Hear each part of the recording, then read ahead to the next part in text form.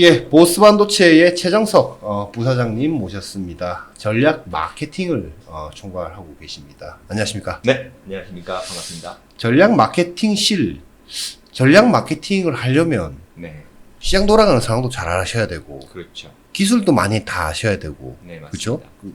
다방면을 다 하셔야 될 것 같은데 네, 원래 여기 오시기 전에 어디 계셨습니까? 그러니까 제가 이제 보스 반도체 조인하기 전에는 네. 현대자동차에서 네. 반도체 전략을 맡는 반도체 전략 실장을 했었고요. 그렇군요. 네, 예. 그리고 그 이전에는 이제 22년에 제가 이제 현대차로 이직을 했는데, 네. 20년간 이제 삼성전자에서 시스템 LSI 사업부에서 근무를 했었습니다. 그렇군요. 이직은 왜 하신 거예요? 이직은요? 네. 이제 사실은 본인들 커리어를 생각했을 때, 네. 뭐 여러 가지 사실은 부분들을 생각을 하잖아요. 네. 저는 이제 반도체에서 공급사로서 서플라이어로서 한 20년 정도 근무를 하면서 네. 마지막 5년 동안은 이제 차량용 고성능 반도체 마케팅을 했었고 네. OEM들을 참 많이 만나봤어요. 근데 이제 자동차 업체들. 그렇죠. 네. 자동차 OEM들을 많이 만나보고 이게 그 시기가 이제 결국은 이제 20년대 초반 그 시기가 자동차에 큰 변화가 오던 시기였어요. 그래서 예를 들자면 네.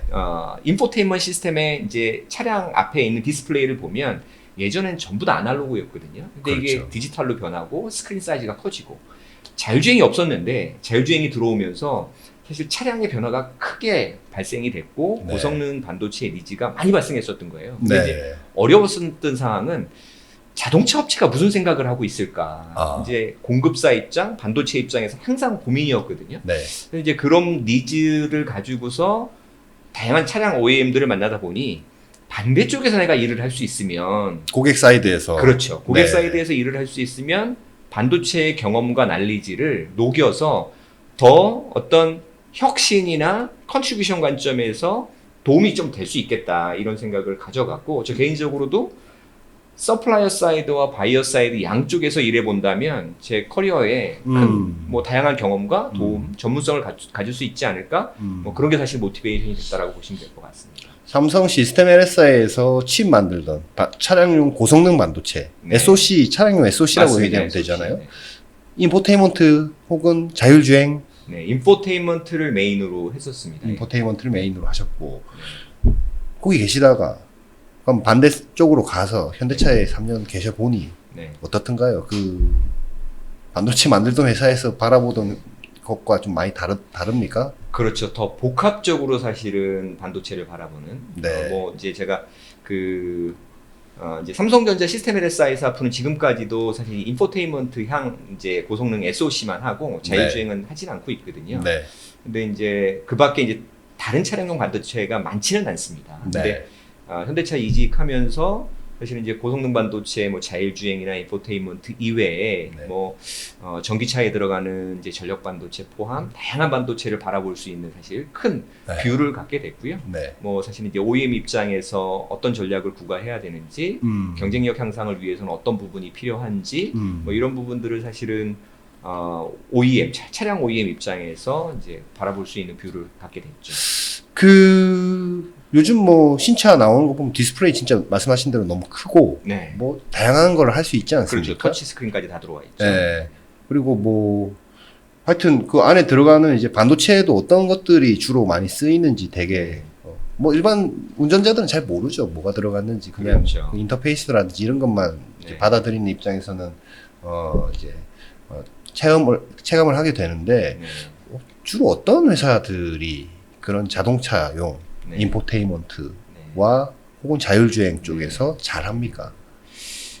이제 사실 자동차용 반도체라는 게 네. 인포테인먼트 시스템 하나만 놓고 보더라도 네. 또는 이제 좀 더 확대해 보면 네. 이제 잘하던 업체들이 있었고 네.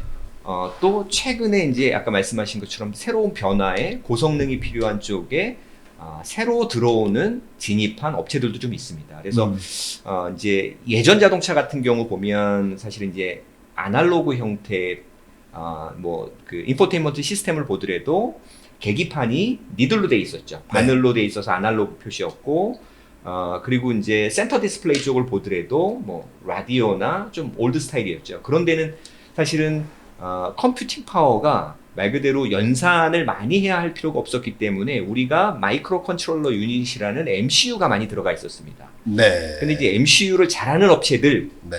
가보면 이제 예를 들자면 오랫동안 자동차 업계의 반도체 강자로 여겨지는 인피니언, NXP, 르네사스 이런 업체들이 있고요. 네. 그리고 이제 뭐 최근에 보면 또 이제 TI 같은 업체들도 있고, 네. 그리고 이제 전력 반도체라고 하는 이제 전력 반도체를 잘하는 업체들이 또 있습니다.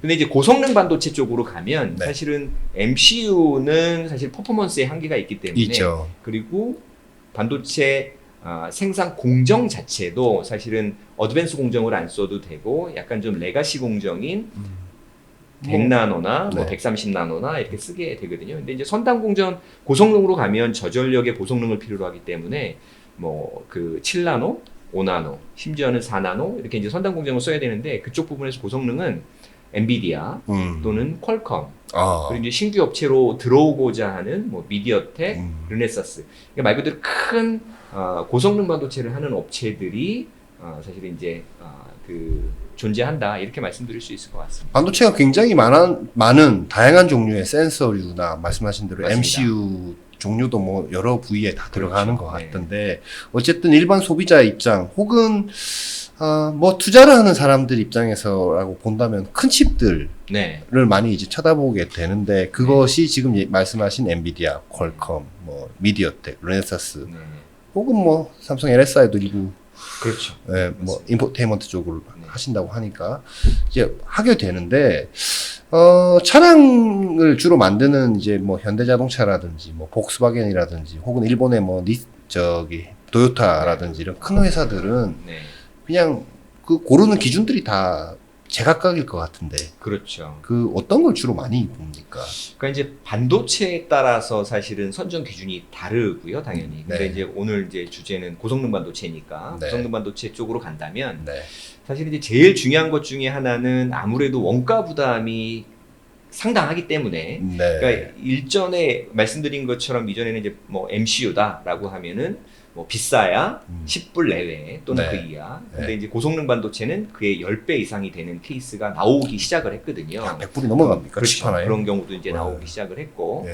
그러면 얼마나 사실은 원가를 줄일 수 있는지라는 포인트가 또 하나 포인트가 있고 그리고 이제 최근에 보면 이제 그 전기차로 또 그 시장이 옮겨가고는 있잖아요. 네. 아직까지는 조금 이제 시간이 좀 걸리고 있지만 그래서 전력 소모, 네. 파워 컨섬션도 또 중요하고요. 네. 네. 그리고 이제 다양한 사실은 기능들이 추가되고 있거든요. 네. 아까 드린 것처럼 디스플레이 사이즈 이제 커지고 네. 디스플레이 사이즈가 커진다라는 거는 사실은 이제 그래픽 처리가 더 많이 필요하게 되는 거고 네. 그만큼 고성능이 필요하다라는 건데 이제 그랬을 경우에 얼마나 컴퓨팅 파워가 사실은 서포트 해주냐. 네. 그러니까 결과적으로 뭐 얼마나 고성능 본인들이 원하는 성능을 맞출 수 있느냐. 그리고 얼마나 경쟁력 있게 어느 정도의 파워 컨섬션을 가져가느냐. 네. 뭐 이런 부분들이 다 고려가 되고요. 또 네. 추가적으로는 본인들이 결과적으로 소프트웨어를 개발해서 그 고성능 반도체 포팅을 해서 기능 구현을 해야 되니까 얼마나 기술 지원이 잘 되고 반도체 회사에서? 그렇죠. 소프트웨어를 얼마나 운용을 잘 할 수 있는지 이런 면까지 해서 다양한 부분들을 좀 보고 있습니다. 자동차 브랜드는 사실 굉장히 많지 않습니까? 많죠. 현대자동차 그룹 안에도 뭐 기아 그 뭐 브랜드라고 얘기해야 됩니까? 뭐 기아, 현대, 뭐 네. 제네시스 있고 네. 모델명이죠. 모델명이라고 해야 됩니까? 근데 이제 뭐 르노, 닛산, 뭐 얼라이언스 돼 있고 뭐 하여튼 네. 뭐 자동차 브랜드들 되게 많은데 네. 이제 판매량 기준으로 봤을 때 뭐 도요타, 복스바겐, 현대기아, 뭐 르노, 닛산, 뭐 혹은 GM 뭐 이렇게 이제 쭉 순서대로 가는데 그 자동차 회사별로 아까 말씀하신 고성능 반도체를 어디는 예를 들어 퀄컴만 쓴다, 뭐 네. 엔비디아만 쓴다, 네. 뭐 이런 기조들이 좀 있습니까? 아니면 어, 그때그때 계속 바뀝니까? 바뀐다라고 봐야 되는 게 맞을 것 같고요. 네. 예를 들자면 이제 규모가 작은 업체들이라 하면 사실 규모가 작은 건 아니죠. 자동차 업계 기준으로 1년에 한 뭐 7,500만 대에서 8,000만 대가 팔린다라고 보시면 되거든요. 연간으로. 그렇죠. 예. 네. 근데 이제 폭스바겐, 도요타 같은 경우는 한 900만 대 이상. 네. 그러니까 이제 큰 업체들이죠. 폭스바겐, 도요타, 현대자동차, 뭐 네. GM, 포드, 네. 뭐 탑5 이렇게 쭉 보면 한 500만 대 이상 큰 업체들이고. 네. 연해요. 그렇죠. 네. 근데 연 기준으로 봤을 때는 프리미엄이지만 수량이 좀 작은, 예를 들면 다임러 벤츠 뭐 200만 대 약간 넘고, 네. BMW도 비슷하고, 네. 이런 업체들과 좀 전략이 좀 다를 수 있습니다. 왜냐하면 네. 결국 자동차도 개발비가 많이 들어가잖아요. 네. 근데 그러면 하나의 SoC 고성능 반도체를 가지고 플랫폼을 개발을 하는데 하나의 플랫폼으로 모든 모델을 다 커버할 거냐, 아. 아니면 네. 플랫폼을 3개로 나눠서 아. 따로 개발할 거냐에 뭐 따라서 저가, 중가, 고가 뭐 이런 식으로. 그렇죠. 네. 그리고 개발비도 예를 들자면 100이라는 걸 투입을 해서 자동차 200만 대를 생산할 거냐, 아니면 200이라는 개발비를 투자해서 500만 대를 생산할 거냐에 따라서 그 모델에 특화된 플랫폼들을 따로 개발하게 돼 있습니다. 그렇군요. 네, 그래서 아까 이제 다시 돌아가면 한 200만 대 개발하는 업체들은 일반적으로 보면 하나의 플랫폼을 개발하면 그 플랫폼에 들어가는 SoC를 전 모델을 쓰거나, 또는 한 업체에 스케일러블하게 고성능 반도체도 몇 개 나눠져 있습니다. 세그멘테이션이. 아, 그래요? 그래서 한 업체를 선정해서 2개, 3개의 다른 고성능 반도체, 성능이 다른 반도체를 플랫폼에 따로 적용하는 경우들도 있습니다. 그래서 그렇지만 어찌됐든 작은 한 200만 대, 300만 대를 생산하는 업체들은 벤츠나 BMW 같은 데들이요? 그렇죠. 네. 그러면 이제 한 제너레이션에는 하나의 SoC를 선택을 하고, 그리고 그 다음 제너레이션에는 동일한 거를 썼을 때는 또 부작용이 있을 수도 있죠. 장점과 단점이 다 있을 수 있는데, 결국은 얼마나 기술 지원을 현 모델에서 잘했었는지, 아. 그리고 가격 경쟁력, 그러니까 원가 경쟁력을 얼마나 확보할 수 있는지, 신규 업체를 인바이트 했을 때에 베니핏이 있는지, 이런 트레이드오프 관계를 다 따져보고 선장을 한다라고 보시면 될 것 같고요. 근데 차를 사는 입장에서 봤을 때, 네. 예를 들어서 뭐 아까 말씀하신 하나의 플랫폼, 그 동일한 칩을 네. 아까 한 200만 대, 300만 대 정도 파는 좀 고가 차량을 파는 브랜드 중에 벤츠나 BMW를 예로 든다면, 네. S클래스에 들어가는 SoC와 C클래스에 들어가는 SoC가 그럼 같을 수도 있다라는 얘기예요, 성능. 다르게 쓰는 경우가 일반적이고요. 아, 다르게 씁니까? 네, 그건- 이제 뭐 예. 같이 쓸 수도 있기도 하죠. 그래요. 그건 이제 전략적인 의사결정이죠. 근데 같은 걸 쓰면은 C클래스 타는 사람들이 좀 좋은 이득을 얻는다는 그렇죠. 생각을 할 수도 근데 있겠다. 일반적으로는 반도체 업체에서도 경쟁을 해야 되니까 네. 가격 경쟁력을 가져가기 위해서 심지어 동일 제품인데도 페이퍼상으로 스펙에 제한을 둬서 따로 팔기도 합니다. 예를 그렇군요. 들자면 예. 뭐 우리가 이제 CPU 성능은 K-DMIPS라고 표현을 하는데, 네. 동일한 제품인데도 예를 들자면 300K DMIPS로 파는 제품이 있을 수 있는 거고, 또는 제한을 그냥 걸어 놓는 거군요. 그렇죠. 예. 200K DMIPS로 제한을 걸어서 팔기도 하고요. 그렇다고 뭐 100K DMIPS로 낮춰서 팔 수는 없죠. 왜냐하면 그럼 안 도니까. 그렇죠. 네. 손실이 발생할 수도 있어서 세그를 나눠서 2개의 반도체를 개발하는 경우도 있긴 합니다. 사실 그것도 반도체 업체의 결국은 경쟁력이라고 봐야 되겠죠. 근데 300을 낼 수 있는데 200으로 낮춰서 만약에 판다 그러면 네. 가격도 낮춰줘야 될 텐데. 낮춰줘야 되는 거죠. 그건 약간 그럼 비싼 걸 많이 파는 게 좋겠네요. 그렇죠. 근데 낮은 거는 또 물량이 많으니까 또 어느 정도 상쇄되는. 그래서 네. 그거를 이제 시뮬레이션을 해서 충분한 ROI가 나오는지를 보고, 그게 비싸. 결국 가격 책정의 사실은 전략인 거죠. 그렇군요. 네. 뭐 요즘 차들 이렇게 어떤 브랜드들은 보면은 뭐 낮은 등급부터 높은 등급까지 사실 그 내부 인테리어는 비슷하게 가는 경우들, 그리고 인터페이스도 비슷하게 가고 기능도 다 비슷하게 가서 제가 볼 때는 안에 똑같은 칩을 쓰는 거 아닌가 이런 생각을 한 적도 있는데 차이는 있을 수 있다라는 거죠. 차이는 충분히 있을 수 있습니다. 네. 그렇군요. 뭐 생각해 보시면 네, 그 이제 고급 차량으로 올라가면 네, 사실 이제 디스플레이 사이즈도 바뀌는 경우들도 있고, 예, 그리고 또 이제 뒷좌석에도 사실 디스플레이가 들어오는 경우들도 있거든요. 있죠. 그러니까 예. 디스플레이 개수가 몇 개가 되느냐도 사실 중요한 포인트고, 네. 디스플레이 사이즈가 어떻게 되느냐도 중요한 포인트이긴 하거든요. 그리고 그렇군요. 거기에 혹시 이제 3D까지 지원이 되느냐. 아직까지는 이제 차량에 3D가 들어오는 건 못 본 것 같아요. 근데 3D라는 건 어떤 3D? 이제 사실 이제 2D, 3D니까 이제 화면을요? 그렇죠. 디멘저너를 입체적으로 보이는 네, 뭐 네. 이제 뭐 검토할 수 있겠죠. 네. 아. 그리고 최근에 보면 인포테인먼트에 다양한 AI 기능들이 또 추가되고 있긴 하거든요. 네, 그래서 이제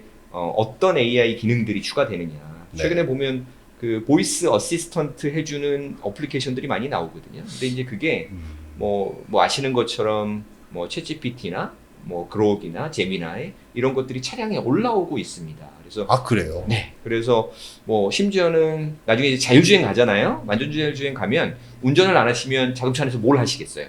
뭐 영화 보든지 뭐 그렇죠. 영화 볼 수 있고 회사 업무도 볼 수 있고 비디오 콜도 할 수 있고 이런 것들을 다 보조해 줄 수 있는 것들이 그런 AI 사실은 애플리케이션들이 많이 올라올 수 있다라는 거죠. 그렇군요. 그러니까 예를 들자면 최근에 이제 검토되고 있는 또는 개발 중인 모델들 중에는 이제 글로벌 이제 중국 가면 또 이제 중국 업체들이 사실 새로운 IT 어플리케이션들을 많이 넣거든요. 그러면 이제 생각나는 어플리케이션 중에서는 자동차한테 내가 오늘은 뭐 스파게티를 먹고 싶은데 추천을 해줄 수 있는 뭐 레스토랑이 있을까? 라고 하면 추천을 해주고 그럼 그리 갈까? 그러면 이제 내비게이션 세팅해서 바로 네. 갈 수 있도록 아, 뭐 이런 모델들 이런 어플리케이션들이 사실은 자동차 안으로 들어오고 있습니다. 그렇군요. 그 지금 테슬라 같은 경우는 조금 다른 회사들하고 반도체 개발하는 거라든지 칩 수급하는 거라든지 소프트웨어 만드는 거라든지 좀 차이가 좀 있지 않습니까? 네, 있죠. 어떤 차이가 좀 있습니까? 이제 사실은 많이 이제 미디어에 이제 노출도 되긴 했지만 얼마 전에 테슬라가 이제 삼성 파운드리를 써서 자체 자율주행 칩을 개발하겠다 이런 기사가 좀 AI6인지 뭐 예. 그렇죠. 네. 그래서 이제 그들이 이제 FSD라고 부르긴 하는데 FSD 3.0부터 자율주행 반도체를 내재화를 했습니다. 네. 3.0, 4.0, 5.0, 6.0이기 때문에 최근 이제 프레스 리리즈 된 게 6.0인데 네. 다른 반도체 다른 이제 OEM 자동차 OEM들은 보통 범용 제품을 사다가 본인들이 이제 개발해서 차량을 개발해서 이제 출시하는 형태였다면 그 테슬라 같은 경우는 본인들이 자율주행 소프트웨어 스택을 자체적으로 개발하면서 그 소프트웨어에 최적화된 반도체를 주문 제작을 했다라고 보시면 될 것 그 같습니다. 삼성이 했죠 처음에. 그렇죠. 그래서 예. 지금 현재 저희 대표님으로 계신 박재영 대표님이 네. FSD 3.0, 4.0 하드웨어 개발을 할 때 삼성 파운드리에서 그 개발을 주도하셨던 분이기도 합니다. 보스 반도체 대표님이. 그렇죠. 예. 보스 반도체는 이제 삼성 출신들의 시니어 엔지니어들이 상당히 많습니다. 그래서 네. 25명, 30명 정도는 시니어 엔지니어들인데 네. 그분들이 실질적으로 FSD 3.0, 4.0 하드웨어 개발을 하는데 아주 깊게 인볼브돼서 성공적인 사실 이력을 만든 분들이기도 하죠. 그 테슬라 같은 경우에는 그 고성능 자동차용 칩은 종류가 어떻게 됩니까? 그 자율주행 칩이 있고 인포테인먼트 칩이 따로 있습니까? 따로 있습니다. 아, 네. 따로 있습니까? 크게 두 개로 이렇게 나눠져 있습니까? 고성능 기준으로 본다면 네. 말씀하신 것처럼 두 개로 나눠져 있습니다. 두 개죠. 네. 근데 지금 다른 차량들 지금 한국이나 뭐 네. 해외에서 나온 테슬라 외에 그 하이엔드 차량들 보면 네. 하이엔드 차량들도 자율주행 칩, 인포테인먼트 칩 네. 두 개로 따로 나눠져 있습니까? 그렇게 보시는 게 맞습니다. 크게는 그 두 개로 나뉘는군요. 네. 고성능 칩. 오늘 기준으로 시장을 본다면 네. 아마도 99%는 나눠져 있다라고 보는 게 맞을 것 같고요. 앞으로는 어떻게 됩니까? 당분간은 나누어서 계속 개발이 돼야 될 거다라고 보고 있습니다. 물론 네. 일부에서는 두 개 기능을 하나의 SoC에 머지시키는 것도 고민이 되고 있긴 한데 네. 여러 가지 제약 조건들이 있습니다. 칩이 엄청 커질 것 같은데요. 그렇죠. 칩이 커지는 문제도 있지만 사실 소프트웨어 개발이 더 어려운 부분이 있습니다. 아, 예를 들자면 네. 자율주행 같은 경우는 아무래도 세이프티나 시큐리티가 중요하잖아요. 네. 안전. 네. 근데 이제 인포테인먼트는 좀 약하거든요. 그렇죠. 그러면 두 개의 소프트웨어를 개발해서 나중에 또 계속 업데이트를 해줘야 되거든요. 네. 근데 두 개를 업데이트 해줄 때 소프트웨어가 충돌이 일어나지 않아야 되거든요. 그렇네요. 그러면 사실은 하나의 SoC에 두 개의 다른 어플리케이션을 다른 시점에 계속 업데이트를 한다면 사실 그 매니징하는 게 어려울 수 있다는 거죠. 뭐 그래서 꼬일 수도 있겠네요 중간에 그럴 수 업데이트 하다가. 그럴 수 그렇군요. 있죠. 근데 말씀드린 것처럼 자율주행은 사실은 생명을 담보로 한 어플리케이션이잖아요. 그래서 사실은 요구되는 세이프티 레벨이 다릅니다. 자율주행 칩이라고 얘기하는 것은 업계에서 얘기하는 뭐 에이다스 칩이라든지 이런 거 다 지금 동일한 거죠? 그렇죠. 자율주행이 ADAS와 AD로 나눠지긴 하는데 네. 뭐 통상적으로 ADAS라고 부르기도 하고요. 네.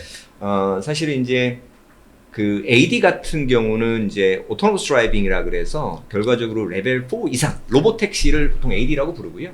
그러니까 나머지는 ADAS라고 이제 부르기는 합니다. 그래서 그걸 통틀어서 통칭해서 자율주행 반도체, 자율주행 SoC라고 하죠. 우리가 그 지금 안에 도로에서 돌아다니는 최신 차량은 3인가요? 이제 3와 2 플러스의 아, 차이는 네. 결국 누가 책임을 지느냐라는 관점으로 갑니다. 그렇군요. 그래서 이제 자동차 회사가 책임을 져주면 3 3. 이상이라고 부르고요. 그럼 없네요, 지금 한국에는. 한국에 없습니다. 그러니까 3가 아니고 지금 네. 2 플러스라고 봐야 되겠네. 네. 요즘 고속도로 같은 데 보면은 에이다스니 뭐 반자율 주행이니 뭐 그렇죠. 2 플러스가 대부분이라고 보시면 될 것 그, 같습니다. 그 크루즈 컨트롤 너무 맹신하지 마세요. 그렇죠. 뭐 사고 날 수 있습니다. 이렇게 그렇죠. 막 이렇게 많이 적혀 있던데 요즘 그렇죠. 도로에서 그거 쓰는 사람들은 꽤 많은 것 같아요. 보면. 많이 쓰고 있죠. 근데 네. 안전에 정말 각별히 조심을 하셔야 되는 포인트는 있습니다. 뭐 어떤 포인트입니까? 뭐 사실은 이제 그 지금 차들 보면 알람이 오잖아요. 네. 그리고 네. 사실은 이제 그 레벨 3, 그러니까 완벽하게 자동차가 그 안전하게 자율주행을 책임져 주지 않기 때문에 그 책임은 고스란히 사실 소비자에게. 운전자한테 가게 돼 있죠. 네. 근데 사실은 이제 기계를 맹신하기에는 아직은 자동차 회사가 개런티를 안 해주기 때문에 사실은 이제 본인이 책임하에 잘 안전 유의를 해야 된다라는 거고요. 아마 이제 레벨 3 이상으로 넘어가면 조금 더 이제 안심하고 운전할 수 있겠죠.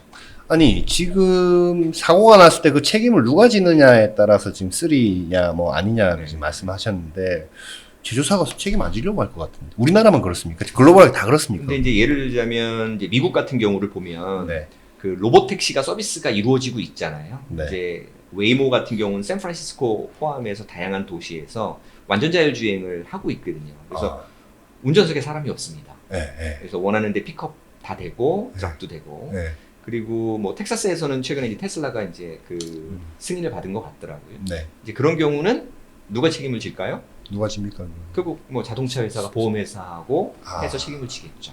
그렇군요. 운전을 사람이 안 하니까. 그러면 지금 그 기술은 다 마련이 되어 있다라는 얘기입니다.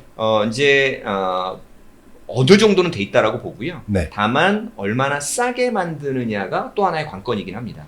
그 지금 텍사스에서 뭐 테슬라가 하는 그 로봇 택시라든지 이런 거에 들어가는 자율주행 칩은 네. 어쨌든 그 정도는 다 운전자 없이도 지가 왔다 갔다 할 정도는 지금 다 돼 있다라는 뭐 거. 그 정도는 돼 있다라고 봐야죠. 다만 테슬라의 로봇 택시의 말 그대로 지금 질문하신 네. 안전성 관점에서의 어느 정도로 확신할 수 있느냐는 지속 좀 지켜봐야 되는 부분이 있는 거고요. 네. 근데 이제 웨이모 차량 같은 경우도 현재까지는 성공적으로 사실은 로봇 택시의 성능을 보여주고 있죠. 그렇군요. 근데 이제 그 안에 들어가는 사실 다양한 센서들이 사실은 상당한 비용이 된다 이렇게 보시면 될 것 같습니다. 테슬라 같은 경우 사실은 뭐 아시는지 모르겠지만 카메라 센서 위주로 해서 자율주행을 가져가고요. 라이다를 안 쓰고. 그렇죠. 예. 웨이모 같은 경우는 라이다를 씁니다. 라이다에 레이더에 센서도 아주 많은 숫자가 들어가 있어서 그 자율주행을 그 로보택시 자율주행 레벨을 어치브하기 위해서 상당한 비용이 들어간다. 꽤 비싸게 구성을 했는데 테슬라는 이미 센서 하나는 아니겠죠. 뭐 그렇죠. 여러 개 7개 정도. 예. 그렇군요. 보스 반도체도 자동차 시장의 고성능 반도체에 네. 집중한 네. 회사인데 인포테인먼트와 자율주행, 뭐 에이다스 이런 쪽 두 가지를 다 하십니까? 그러니까 우선 이렇게 보면 될 것 같아요. 네. 이제 보스 반도체는 사실 자율주행에 포커스하고 있는 업체다 이렇게 보시면 될 것 같고요. 자율주행용 고성능 반도체. 그 고성능 반도체에는 AI가 사실 계속 가미되고 있기 때문에 AI 반도체라고 얘기하는 NPU가 들어갑니다. 뉴럴 프로세싱 유닛 이렇게 네. 부르기도 하고요. 그래서 네. 메인 SoC 플러스 AI 반도체 이 두 개를 조합하는 형태로 해서 우선 자율주행에 포커스해서 OEM들하고 개발 협력을 진행하고 있고요. 그렇군요. 그리고 투칩이군요. 그렇죠, 투칩입니다. 예. 거기에 또 이제 인포테인먼트 최근 새로운 니즈가 뭐냐면 저기 인포테인먼트용 SoC는 거기도 이제 두 개로 나눠질 수 있습니다. 거기도 메인 CPU가 중심이 되는 SoC가 있고 거기에 AI를 구동시킬 수 있는 AI 가속기 또는 NPU라고 부르는 게 있는데 네. 그 NPU라는 거는 저희가 자율주행에 개발하는 거를 그대로 갖다 쓸 수 있습니다. 그렇군요. 그래서 자율주행용은 완벽한 그 SoC를 다 두 개 칩으로 공급한다라고 보시면 될 것 같고 인포테인먼트는 AI 관련된 AI 반도체 부분만 저희가 이제 사실은 고객의 니즈에 따라서 뭐 줄 수도 있고 안 줄 수도 있고. 네, 맞습니다. 그렇군요.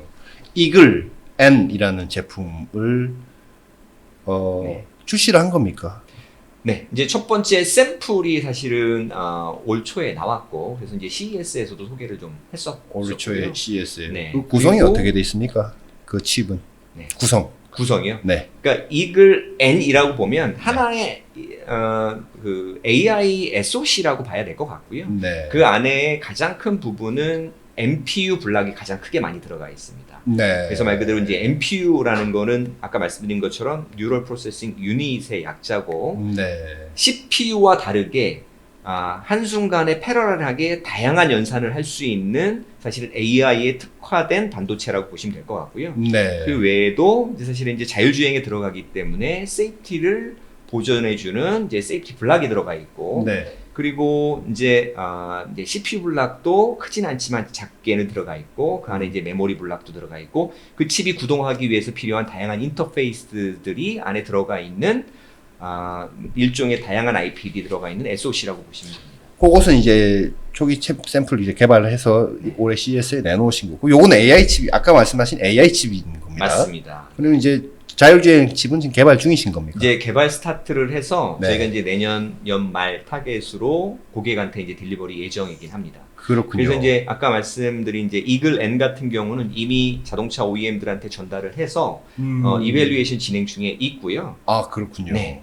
그리고 이제 그걸 기반으로 실제 양산에 쓰일 칩은 그 또한 개발 시작을 했습니다. 그래서 그거는 7월 달에 저희가 양산용 칩을 공급하기로 하고 다릅니까? 지금 샘플 칩하고 양산용 칩하고 뭐가 안에가 좀 달라져 있습니까? 성능을 더 극대화시켰다라고 보시면 될 것 그렇군요. 같습니다.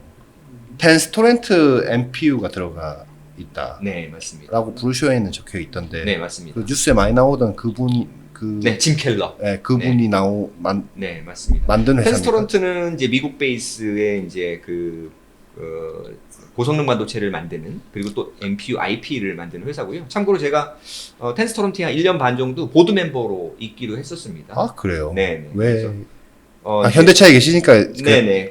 일환으로 이제 사실은 있었고요. 네.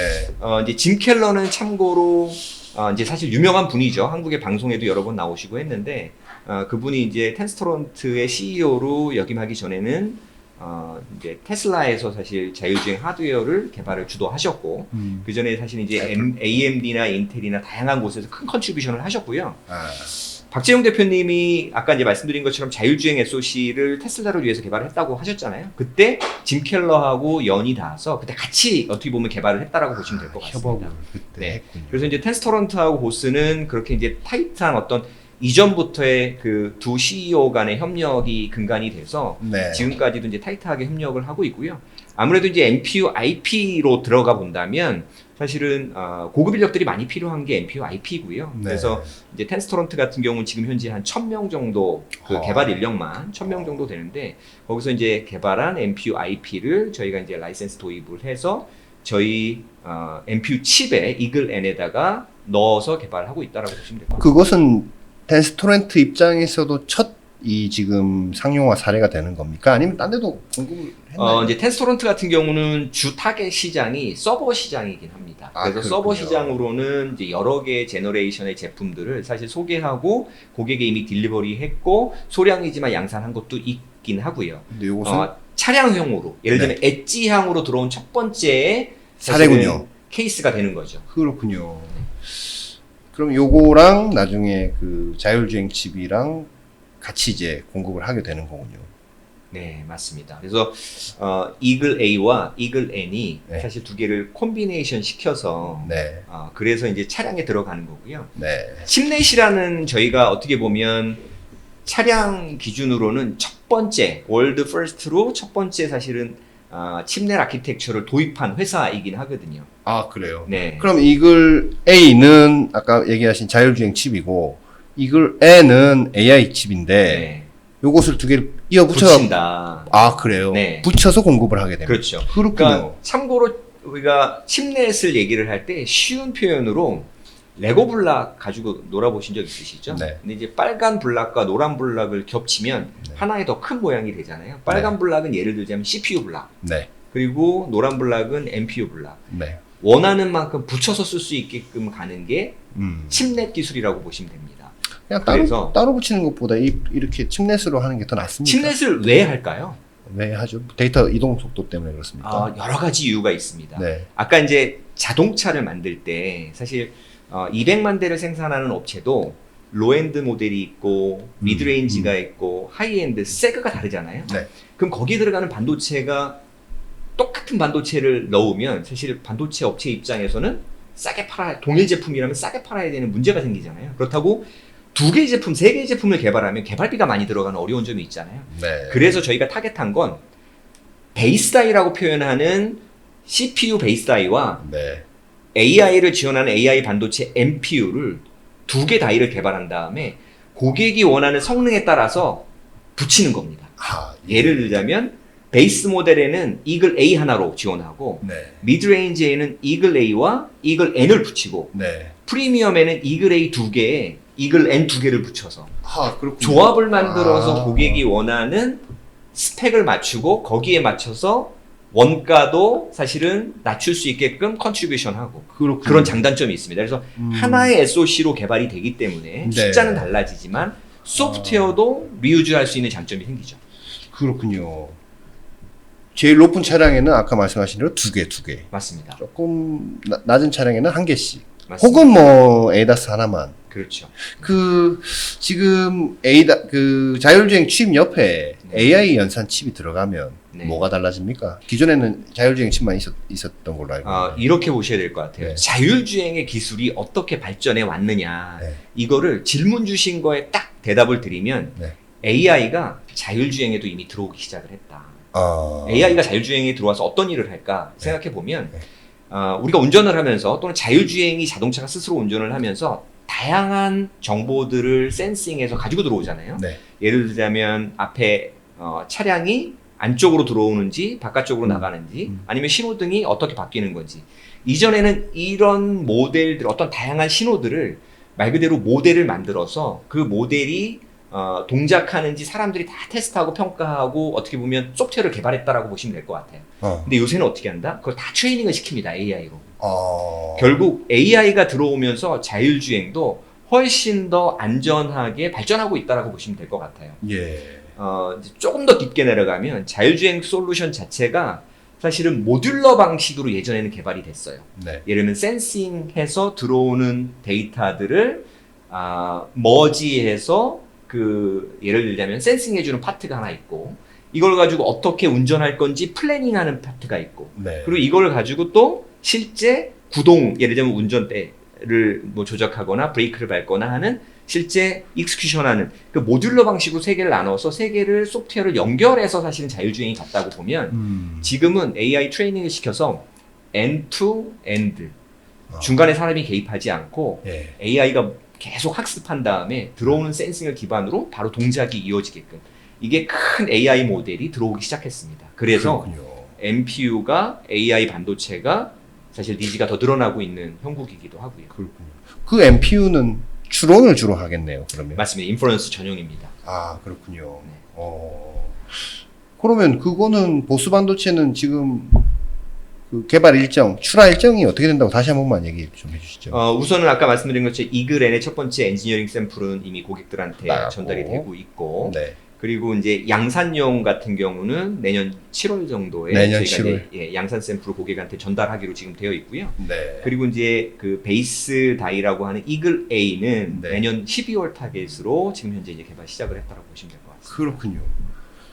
그 완전체가 되는 거는 결과적으로 뭐 27년 말 또는 그렇군요. 27년 초 이 정도 되면 저희가 구상하고 있는 완전체 솔루션을 사실 이제 고객한테 딜리버리 할 수 있을 거고요. 그 완전체는 네. 그러면 2027년 말에 가면 네. 차에 탑재돼서 나오려면 한 2030년 돼야 되겠네요. 뭐 이제 업체마다 좀 다를 수 있고요. 네. 이제 자동차 업체가 개발 기간이 얼마나 걸리느냐에 따라서 좀 다릅니다. 예를 들자면 중국 같은 경우는 이제 최근 뭐 이렇게 이렇게 조사된 내용에 보면 12개월에서 14개월이면 개발 시작해서 양산까지 간다. 이렇게 나오고요. 너무 날림으로 하는 거 아닌가요? 테슬라도 네. 14개월 이내에 아, 출시를 그래요? 합니다. 네. 어. 근데 이제 트레디셔널 OEM들은 24개월에서 36개월이 걸려서 어. 좀 오래 사실 개발하는 프로세스를 가지고 있으면 말씀하신 것처럼 2030년 정도가 저희 이제 양산 타깃이 될 거고, 근데 그거보다 좀 빨리 하는 업체들은 28년 가능하죠. 그리고 이제 아까 말씀드린 것처럼 두 개를 완전체로 해서 팔 수도 있지만 사실은 에, 다른 SoC에 저희 AI 반도체를 붙여서도 판매가 가능합니다. 네. 그래서 이제 내년 예를 들면 양산 샘플이 내년 이제 7월에 나온다고 말씀드렸잖아요. 이제 지금 샘플로 기본적인 이밸류에이션은 진행하고 해보고. 내년부터 개발을 한다면 거기에 빠른 경우는 1년을 더하면 26년에서 1년 더하면 27년 말이 되겠죠. 걔가 들어간 AI 칩이 들어간, 그러니까 이걸 A와 N이 합쳐져서 들어간 그 차량은 네. 그 반자율주행 키면 지금보다 훨씬 더 민첩하게 네. 안전하게 네. 할 수 있다라고 봐야 되는 겁니다. 당연히 운전자 입장에서. 그렇습니다. 아, 그래요. 근데 이제 핵심은 결국 하드웨어도 정말로 중요하고 소프트웨어도 또 중요합니다. 네. 그래서 이 어떻게 조합을 해서 안전하게 만드느냐, 하드웨어 관점에서 말씀드린 것처럼 세이프하게, 그리고 성능 관점에서도 충분히 만족할 수 있도록 아까 말씀드린 것 칩넷 기준으로 돼 있기 때문에 원하는 고객이 OEM 차량 OEM이 원하는 스펙을 사실은 얼마든지 익스텐션 할 수 있거든요. 그런 관점에서 네, 네. 사실은 가능하다라고 말씀드립니다. 지금 MPU가 지금 도로에 굴러다니는 차량들 중에 MPU가 붙어 있는 차는 없죠. MPU가 SoC 안에 들어가 있는 경우들이 있긴 합니다. 있는데 예. 별도 칩으로 빠져나와서 그 정도 추론 성능 갖고 있는 차는 지금 없지 않습니까? 개발하고 있는 업체들이 좀 있긴 하고요. 네. 중국이 좀 빠릅니다, 사실은. 근데. 아, 그래요. 네. 중국에는 일부 반도체 업체들이 MPU를 내놓는다라고 하고 있고요. 어찌 보면 비슷한 시점인 것 같아 저희하고. 그렇군요. 그리고 이제 글로벌 이제 반도체 회사인 아까 이제 퀄컴이나 뭐 다른 회사들은 독립적으로 쓸 수 있는 저희만큼의 성능을 내는 그런 AI용 반도체 또는 MPU라고 부르는 거는 뭐 제가 알기로는 없는 거 아직 나온 건 없다. 네, 네. 지금 전체 칩 안에 조금만 영역으로 들어가 있는 정도이다. 그렇죠. 모놀리틱 다이라고 하는데 하나의 모놀리틱 다이 안에 MPU 블락이 들어가 있는 케이스는 이전부터 있어 왔고요. 아까 이제 뭐 말씀드렸지만 인포테인먼트 SoC에도 한 40, 저희가 이제 MPU 성능은 탑스라고 표현을 하거든요. 뭐 테라 오퍼레이션이라고 하는데 per second. 근데 그 탑스 기준으로 한 40 탑스, 50 탑스는 지금 인포테인먼트 용에도 들어가 있긴 하고요. 네. 자율주행에는 한 100 탑스 정도가 들어가 있긴 합니다. 근데 이제 지금 저희는 N은 얼마예요? 250 탑스. 그렇군요. 네. 그래서 이제 성능이 많이 사실 차이나는 업그레이드가 됩니다. 앞으로 이런 식으로 별도 AI 전용 칩이 네. 자율주행 칩 옆에 붙거나 뭐 칩넷을 제공하는 형태로 많이 나올까요? 보스 반도체 하는 것처럼? 당연히 나온다고 볼 수밖에 아, 없고요. 그래요? 그 이유를 간단하게 말씀을 드리면, 네.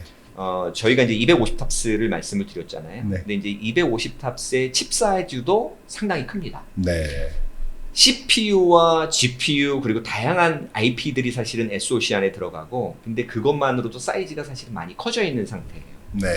모든 걸 다 모놀리틱 다이 하나에 다 넣으면 좋겠지만 칩 사이즈가 너무 커져서 사실은 너무 비싸집니다. 네. 반도체가 칩 사이즈가 커지면 사실은 그 수율이라는 게 심각하게 떨어집니다. 수율이라는 건 이제 이렇게 생각하시면 돼요. 웨이퍼가 12인치 웨이퍼, 큰 웨이퍼가 있다라고 본다면 네.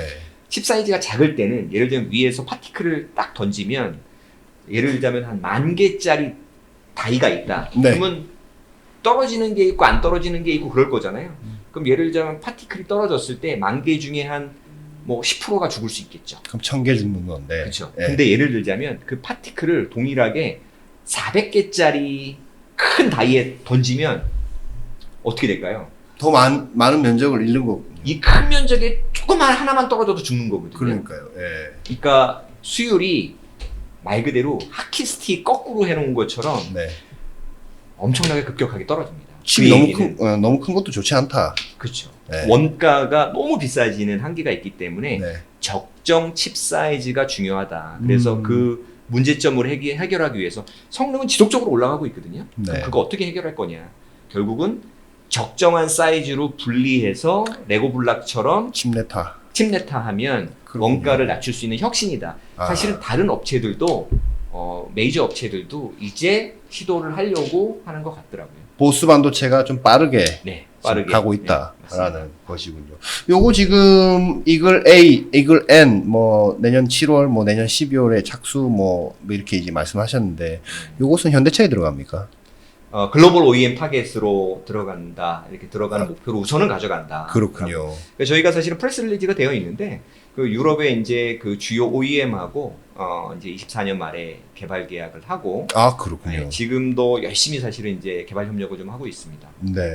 혹시 지금 추가로 자금 조달을 좀 어느 순간에 좀 해야 된다거나 뭐 그런 일정들은 현재 있습니까? 네, 저희가 이제 올 하반기에 시리즈 A를 시리즈 A를. 타깃으로 해서 네. 준비를 좀 하고 있습니다. 그렇군요. 지금 누적 투자 많이 받으셨죠?